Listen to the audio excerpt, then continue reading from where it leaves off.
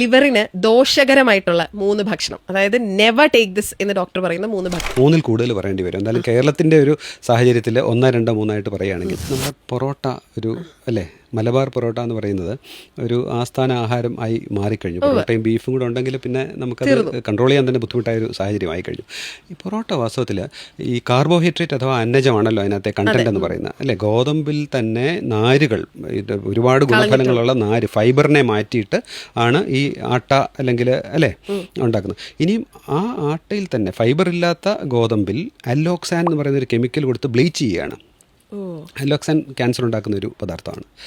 ഇനി അത് ഉണ്ടാക്കുമ്പോൾ എന്ത് സാധനമാണ് ഉപയോഗിക്കുന്നത്? എണ്ണ വെച്ചിട്ടല്ലേ. എണ്ണ നല്ലപോലെ വെച്ചാണ് പൊറോട്ട അടിക്കുന്നത് അല്ലേ.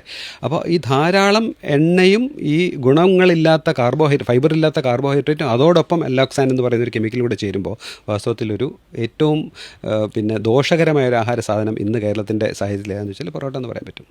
ഇനി രണ്ടാമത്തത് നമ്മൾ ഈ റെഡ് മീറ്റിൻ്റെ കൺസംഷനെ കുറിച്ചാണ് സംസാരിക്കാനുള്ളത്. അപ്പോൾ ബീഫ് അപ്പോൾ ബീഫ് തിന്നൂടെന്നോ അല്ലേ, നമ്മൾ ബീഫ് വിരോധികൾ ആണെന്നോ അല്ല ഞാൻ പറയുന്നത്. Red meat, beef, mutton, pork എന്ന് പറയുന്ന ഈ 3 സംഗതികളാണ്. ഇതിൽ പൂരിത കൊഴുപ്പുകൾ കൂടുതലാണ്, ശരീരത്തിന് അനാരോഗ്യം ഉണ്ടാക്കുന്ന കൊഴുപ്പ് കൂടുതലായതുകൊണ്ടാണ് റെഡ് മീറ്റ് എന്ന കാറ്റഗറിയിൽ അവയെ പെടുത്തിയിരിക്കുന്നത്. അപ്പോൾ രണ്ടാമത്തെ എന്താണ് ഒഴിവാക്കേണ്ടത് വെച്ചാൽ റെഡ് മീറ്റാണ് ഒഴിവാക്കേണ്ടത്. മൂന്നാമത്തത് നമ്മുടെ നാട്ടിലെ ബേക്കറി ഡെൻസിറ്റി, മധുര പലഹാരങ്ങൾ മറ്റേത് സംസ്ഥാനത്തെക്കാളും കേരളത്തിലാണ് ഏറ്റവും അധികം കൂടുതലുള്ളത്.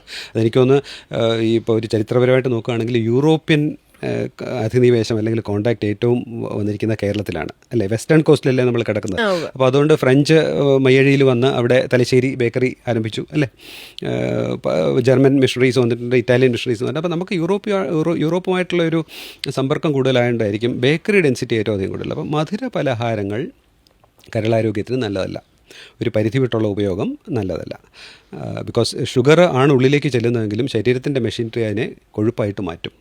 കാരണം ശരീരത്തിൻ്റെ സ്റ്റോറേജ് ഫോം എന്ന് പറയുന്നത് അന്നജമല്ല, ഷുഗർ അല്ല, മറിച്ച് ഫാറ്റാണ്.